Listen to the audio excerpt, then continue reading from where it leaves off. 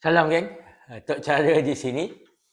Hari ni kita cerita pentingnya untuk kita elakkan budaya meninggi diri, budaya mengaku pandai, budaya mengangkat kata-kata melambung, budaya yang menunjukkan kesombongan. Ini perkara yang kita nak elakkan, nak buang. Jadi untuk hari ini, Tok Cara nak kongsikan satu ungkapan yang disampaikan oleh orang tua-tua kita uh, berkaitan dengan jangan sombong, dan ungkapan ini sangat indah untuk kita perhalusi supaya menjadi refleksi kepada diri kita agar jangan bawa kesombongan, tidak kiralah kesombongan itu di halayak ramai ataupun di mana-mana, supaya kita tidak jatuh dalam sifat sombong ini. Kalau ungkapan ini saya rasa sahabat-sahabat Tok Cara boleh tengok dekat mana-mana sumber, tapi kalau ikutnya tajuknya ditulis sebagai fatwa orang tua. Tajuknya bertajuk fatwa orang tua ya. Fatwa orang tua ni adalah satu ungkapan indah yang berkaitan dengan pentingnya untuk kita jangan sombong. Alright, so Tok Cara bacakan secara santai, moga-moga ada manfaatnya insya-Allah ya.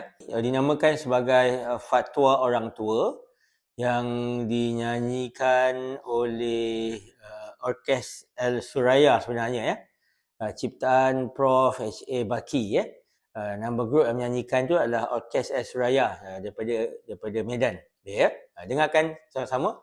Indah dia punya ungkapan ini ya.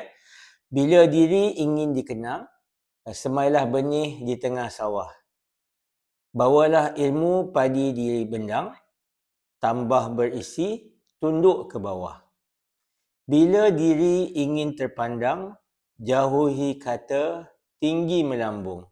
Jauhi sifat ayam di kandang, bertelur satu, ribut sekampung. Jauhi sifat mengaku pandai, angkuh dan sombong, menepuk dada. Ingat petua penyu di pantai, telur beratus namun tak bangga. Bila ingin harum bak mawar, jauhi sifat meninggi diri. Bisa ular tidakkan tawar, walau menyuruk batang berduri. Jadi semua ungkapan yang dinyatakan dalam ungkapan ini adalah berbentuk nasihat kepada kita semua supaya jangan membawa budaya sombong, budaya mengangkat diri sendiri dalam mana-mana situasi, terutama dalam organisasi.